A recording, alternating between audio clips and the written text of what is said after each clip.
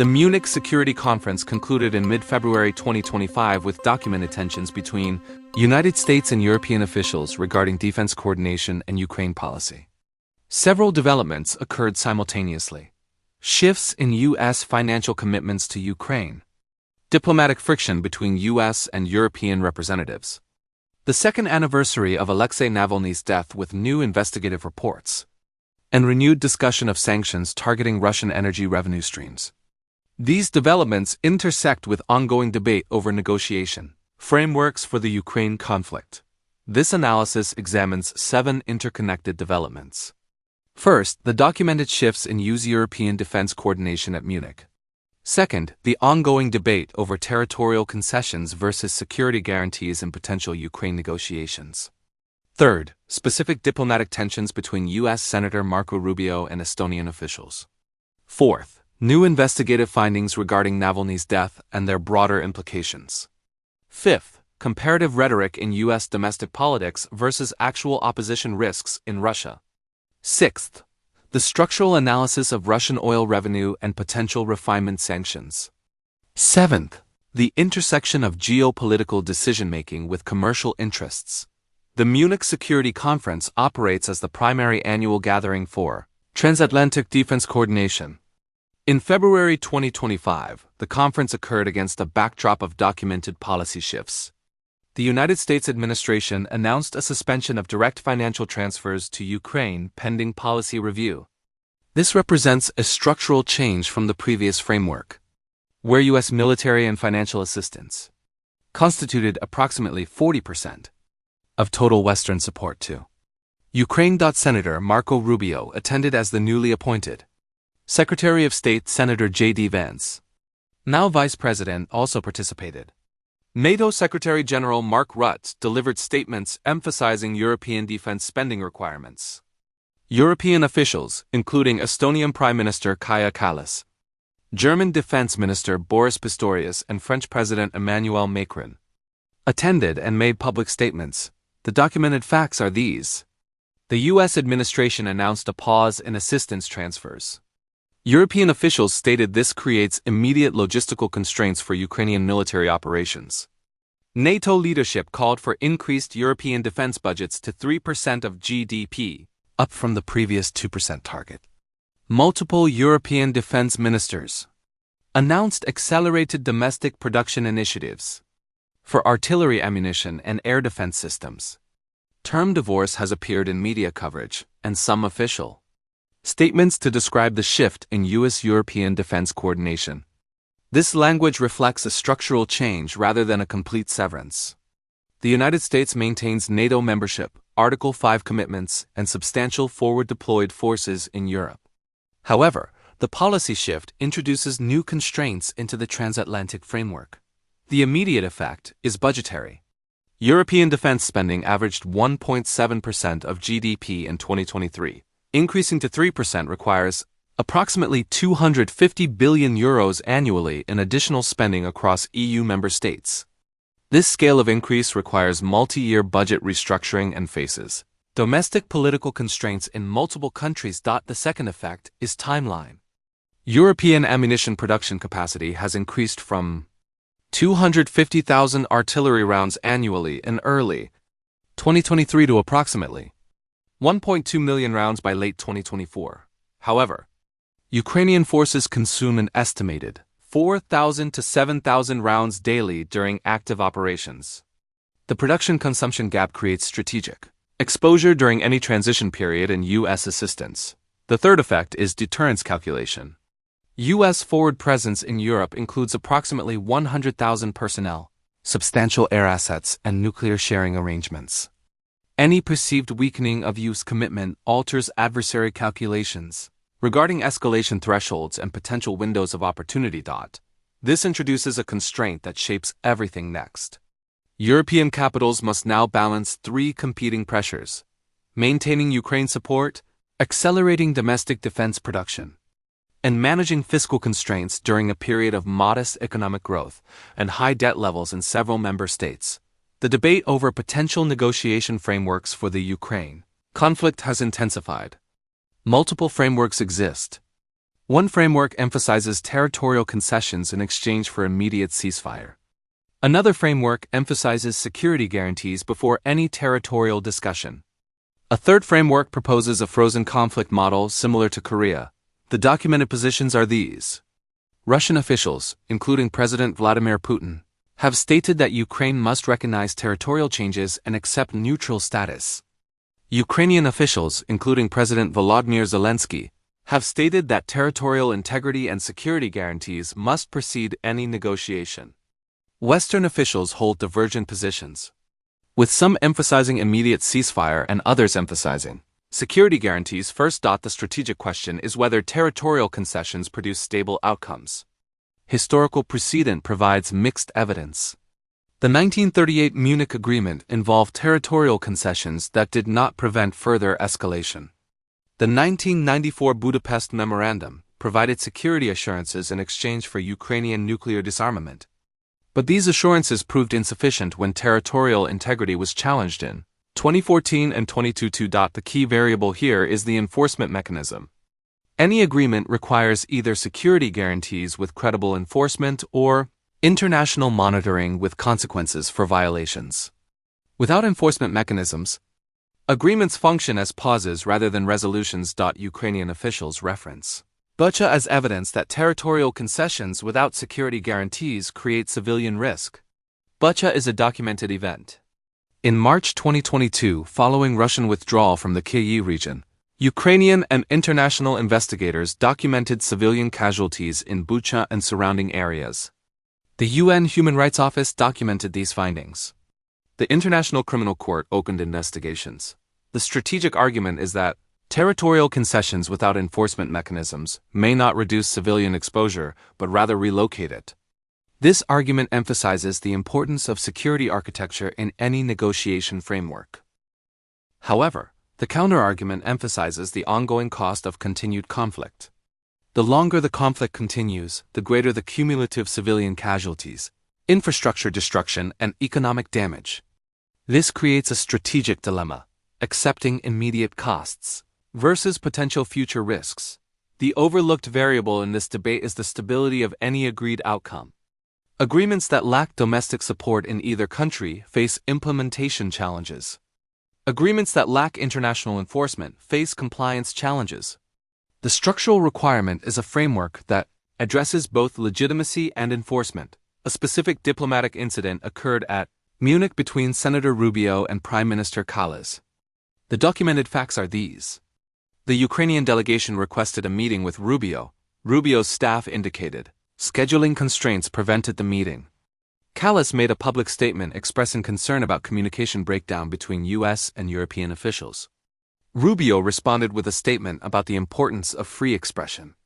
Kallas replied with reference to international freedom indices where Estonia ranks higher than the United States. This exchange reflects a broader structural tension. U.S. officials are operating under new policy directives that differ from previous coordination frameworks. European officials are adjusting to reduced predictability in U.S. policy positions. The result is increased transaction costs in day-to-day diplomatic coordination. The practical effect is that routine coordination that previously occurred through established channels now requires higher-level intervention. This slows decision-making and introduces uncertainty into operational planning. The second anniversary of Alexei Navalny's death occurred in February 2025. Navalny died in February 2023 in a penal colony in Russia's Arctic region. The official Russian statement attributed death to natural causes.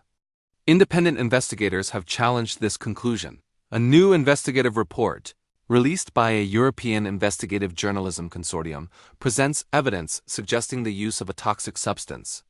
The report, based on leaked medical documentation and witness testimony, suggests a compound similar to batrachotoxin, a naturally occurring poison. This remains an investigative finding rather than a judicially confirmed fact. The strategic significance is not the specific method, but the pattern. Multiple Russian opposition figures have died under disputed circumstances.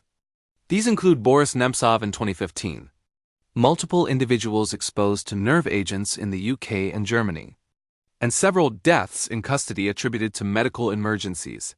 This pattern has two effects. First, it increases the personal risk calculation for opposition activity.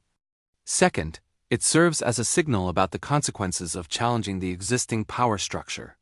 Whether intentional or not, the effect is to increase the cost of political opposition. The question of intent cannot be definitively established without access to internal decision-making processes.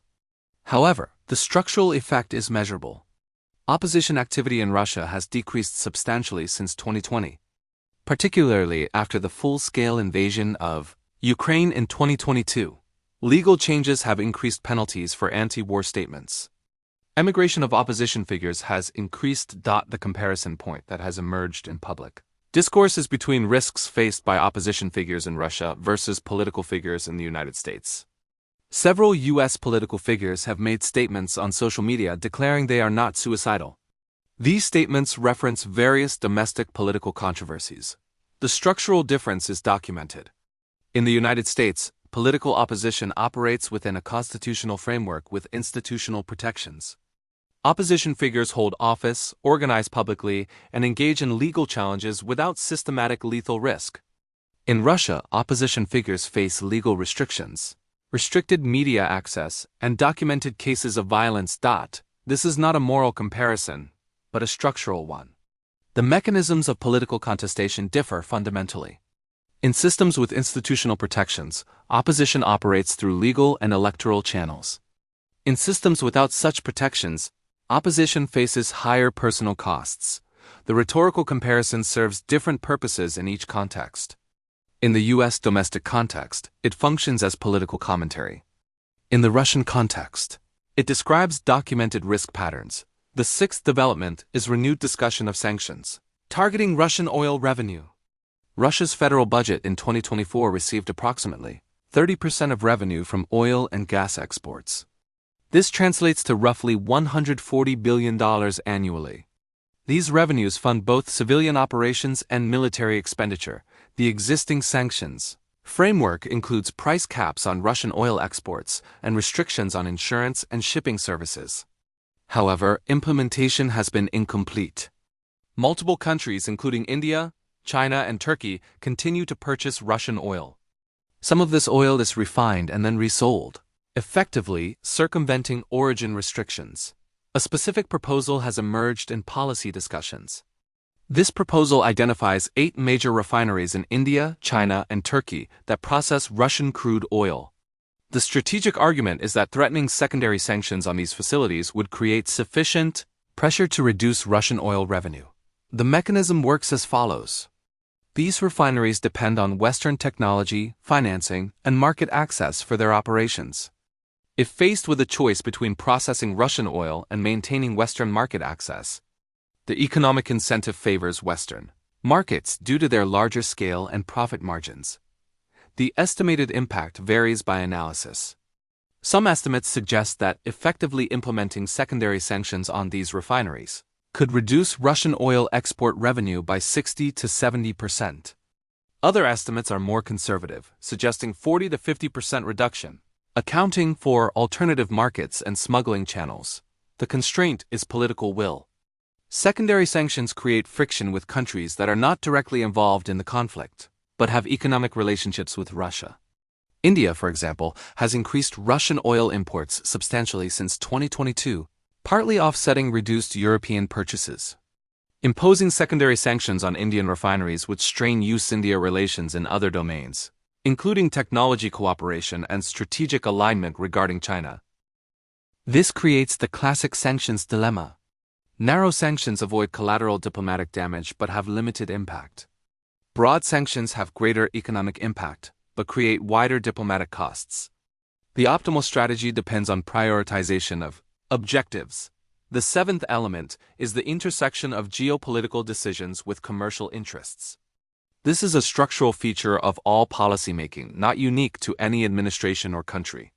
Decision-makers often have direct or indirect economic interests that may intersect with policy domains. The question is whether institutional safeguards adequately separate commercial interests from strategic decision-making. In democratic systems, disclosure requirements, conflict of interest rules, and oversight mechanisms aim to create separation. In practice, the effectiveness of these mechanisms varies. The specific concern that has been raised is whether commercial interests in post-conflict reconstruction or energy markets influence strategic decisions regarding conflict duration or resolution frameworks. This cannot be definitively proven without access to internal deliberations. However, the structural incentive exists. The countervailing incentive is reputational. Leaders and officials operate within systems where decisions are eventually scrutinized by media, opposition parties, and historians. Decisions that appear to prioritize commercial interests over strategic objectives carry political costs. The second-order effect is institutional trust. If populations perceive that strategic decisions are influenced by commercial interests rather than national security considerations, trust in institutions erodes. This creates longer-term governance challenges that extend beyond any single policy decision. Now, the scenario mapping. 3 plausible pathways exist for the next 6 to 12 months. Scenario A represents the baseline trajectory. In this scenario, U.S. policy remains inconsistent, alternating between engagement and disengagement on Ukraine support. European countries increase defense production gradually but face budget constraints that slow implementation. The conflict continues at roughly current intensity, with neither side achieving decisive advantage. Negotiations occur sporadically but fail to produce breakthrough due to incompatible positions on territorial and security issues. Russian oil revenues remain stable as Asian markets absorb exports. This scenario requires no major policy shifts and reflects inertia of existing trends. The early indicators for scenario are continued modest European defense budget increases, stable Russian export volumes to Asia, and stalled negotiation efforts. The implications are prolonged conflict, continued civilian casualties and infrastructure damage, and growing Western public fatigue with sustained support costs. Scenario B represents escalation. In this scenario, a major military development occurs, such as a significant territorial change, an expansion of strikes into Russian territory, or involvement of additional actors. This creates pressure for Western powers to either significantly increase support or accept Ukrainian territorial losses. Russia interprets any hesitation as an opportunity window and escalates operations. European unity fractures as countries prioritize different objectives. Energy and food prices increase due to supply disruption. The risk of direct confrontation between nuclear powers increases. This scenario requires a triggering event such as a major offensive, a critical infrastructure failure, or a diplomatic breakdown. The early indicators would be increased military mobilization, breakdown in communication channels, and emergency economic measures. The implications include higher military costs, greater civilian casualties, potential energy crisis in Europe, and elevated nuclear risk. Scenario C represents de-escalation and stabilization. In this scenario, a major power brokers a negotiation framework that both sides find minimally acceptable. This likely requires significant security guarantees to Ukraine, potentially including international peacekeeping forces or accelerated NATO membership process.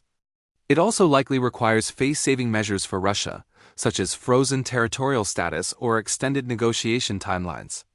European defense production increases enough to establish credible deterrence. Secondary sanctions on oil refineries are implemented in a calibrated way that reduces Russian revenue, without completely severing Asian relationships. This scenario requires coordinated diplomatic effort from multiple major powers, including potentially China or other non-Western actors playing a mediating role. The early indicators would be sustained high-level diplomatic engagement, ceasefire trial periods, and initial agreement on monitoring mechanisms. The implications include gradual reduction in active combat, international resources shifted toward reconstruction, and establishment of new European security architecture. Each scenario has different probability weights that shift based on near-term developments. Scenario A currently has the highest probability due to existing momentum and lack of clear catalysts for change. Scenario B probability increases if military situation changes dramatically. Scenario C probability depends on diplomatic breakthroughs that are not currently visible. To summarize the core findings. The Munich Security Conference documented a structural shift in US-European defense coordination that creates budgetary and timeline pressures for European countries. The debate over Ukraine negotiation frameworks hinges on the enforcement mechanism question. Territorial concessions without security guarantees present stability concerns, but continued conflict accumulates costs. The Rubio-Callas diplomatic tension reflects broader coordination challenges during policy transitions. The Navalny investigation highlights documented patterns of risk for Russian opposition figures. The comparison between U.S. political rhetoric and Russian opposition risks reflects structural differences in institutional protections. The proposal for secondary sanctions on oil refineries has potential impact but carries diplomatic costs. The intersection of commercial interests and strategic decisions is a structural feature, requiring institutional safeguards. What remains uncertain is the timeline for European defense production reaching sustainable levels, the specific terms that would make negotiation acceptable to both Ukraine and Russia, the effectiveness of potential secondary sanctions, and whether institutional safeguards adequately separate commercial interests from strategic decisions.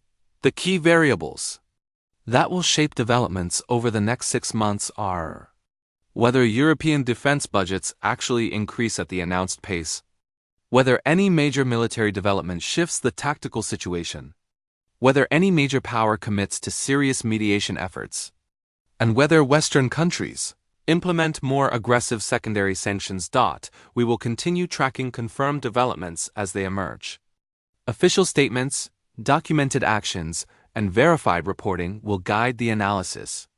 The structural dynamics of defense coordination, negotiation frameworks, enforcement mechanisms, and economic pressure will remain the focus.